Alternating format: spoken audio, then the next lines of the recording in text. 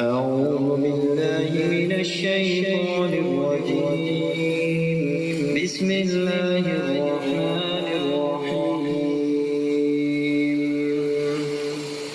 عما يتساءلون عن النبأ العظيم الذي هم فيه مختلفون. كلا سيعلمون ثم كلا سيعلمون.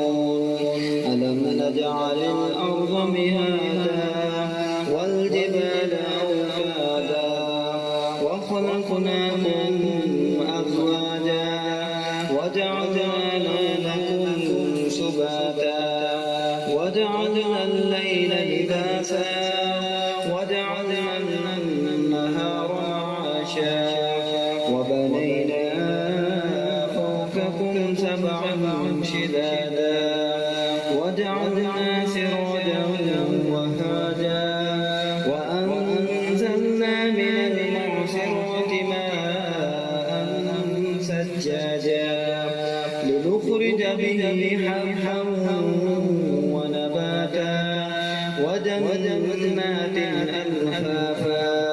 إن يوم الفصل كان ميقاتا يوم ينفخ في الصور فتأتون أفواجا وفتحت السماء فكانت أبوابا وسيرت الجبال فكانت سرابا.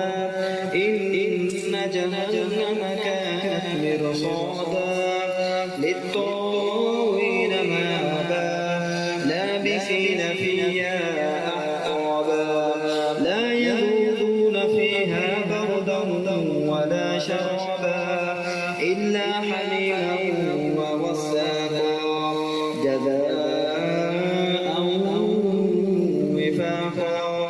إنهم كانوا لا يرجون حسابا وكذبوا بآياتنا كذابا وكل شيء أحصيناه كتابا فذوقوا فلن نزيدكم إلا عذابا.